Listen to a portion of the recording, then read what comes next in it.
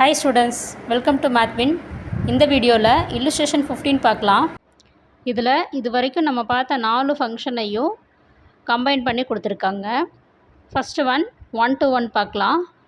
2 sets A and B கொடுத்துருக்காங்க. அதில் ஏங்கிற செட்டில் 1 2 3 4, பியில் வந்து A B C D E and F. இப்போ மேப்பிங் எப்படி பண்ணியிருக்காங்க? 1 வந்து ஏக்கும், 2 வந்து பிக்கும், 3 டிக்கும், 4 வந்து சிலையும் மேப் பண்ணியிருக்காங்க. அதாவது 1 1 அப்படின்னு நமக்கு என்ன தெரியணும்? ஏல இருக்கக்கூடிய ஒவ்வொரு எலிமெண்ட்டுக்கும் யூனிக் இமேஜ் இருக்கணும். உங்களுக்கு எல்லாமே வந்து மேப்பிங் ஆகிருக்கு, அதே மாதிரி யூனிக் இமேஜ் இருக்குது அப்படின்னா இது வந்து 1 1. அடுத்து மெனி ஒன் பாருங்கள். மெனி ஒனில் A and B 2 செட்ஸ் கொடுத்துருக்காங்க.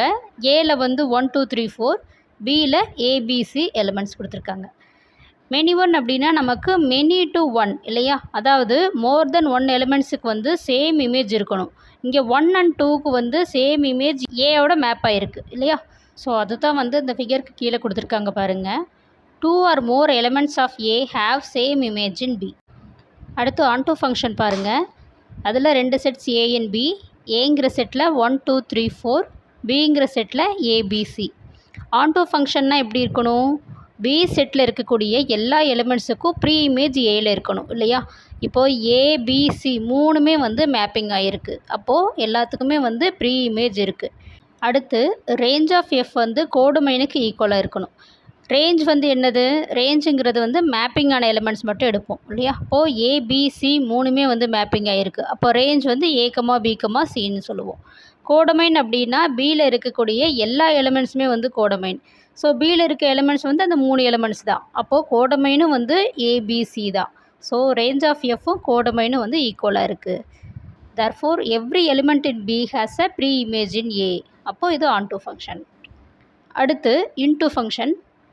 இதில் A and B 2 செட்ஸ் கொடுத்துருக்காங்க. ஏல வந்து 1 2 3 4, பியில் வந்து ABCDE and F. So into function அப்படின்னா ரேஞ்ச் ஆஃப் எஃப் வந்து கோடமைனுக்கு ஒரு சப்செட்டாக இருக்கணும் இல்லையா? அப்போது இதனுடைய ரேஞ்ச் என்னது?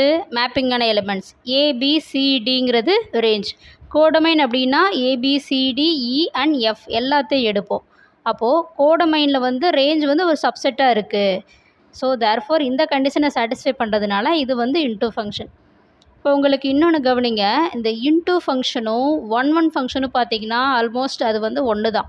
இப்போ 1 1ல் பார்த்தீங்க அப்படின்னா ஏல இருக்கக்கூடிய எல்லா எலிமெண்ட்ஸுக்கும் யூனிக் இமேஜ் இருக்கணும். அதே மாதிரி இன்டூவில் வந்துட்டு ஏதாவது ஒரு எலிமெண்ட்டாவது லெஃப்ட் அவுட் ஆகிருக்கணும், மேப்பிங் ஆகாமல் இருக்கணும். ஸோ 1 1 அண்ட் இன்டூ வந்துட்டு மோரலஸ் ஒன்று தான். ஸோ இப்போ இந்த இல்லுஸ்ட்ரேஷன் 15ல் வந்து இது வரைக்கும் நம்ம படித்த 4 டைப்ஸ் ஆஃப் ஃபங்க்ஷன்ஸையும் ரீகால் பண்ணுறதுக்காக இதை கம்பைன் பண்ணி கொடுத்துருக்காங்க. தேங்க்யூ.